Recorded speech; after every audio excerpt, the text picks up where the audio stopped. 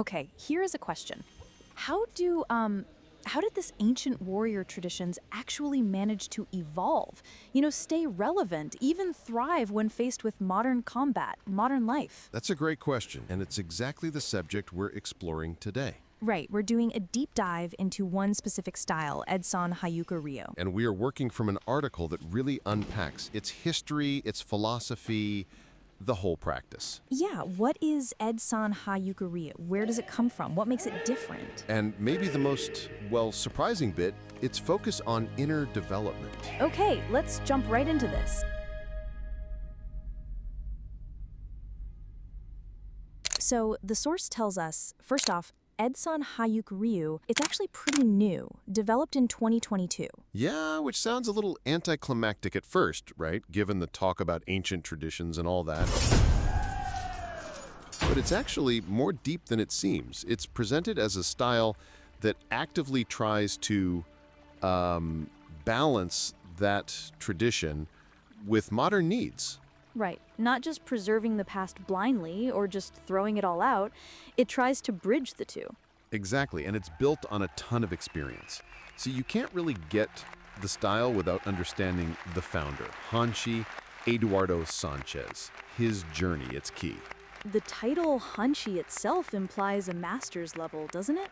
Absolutely. We're talking over 50 years studying, perfecting, and teaching Japanese martial arts. 50 years, wow, that's a lifetime. Half a century, yes. The article traces it back. He started young, age 9, with judo. Okay, so a solid foundation.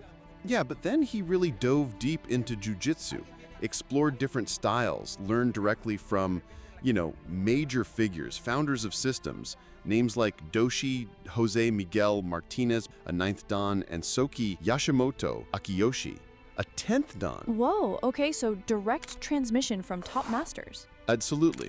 But the source points to one relationship as being sort of the most significant influence, his connection with Soke Brian Cheek, also 10th Dan in Jiu-Jitsu, and the founder of its own system, Jukoshin Ryu Jiu-Jitsu. He spent over 3 decades under his mentorship and shaped much of his journey. And yet, in 2022, their paths diverged, leading Sanchez to create Edsan Ha Juko Ryu. Let's break down the name for our listeners. Edsan from Eduardo and Sanchez, Ha meaning branch, Juko referring to the balance between hard and soft, and Ryu meaning style or tradition.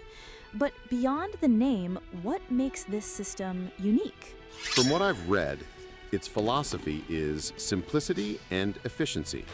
Techniques are stripped of anything unnecessary. No theatrical flourishes, no wasted motion.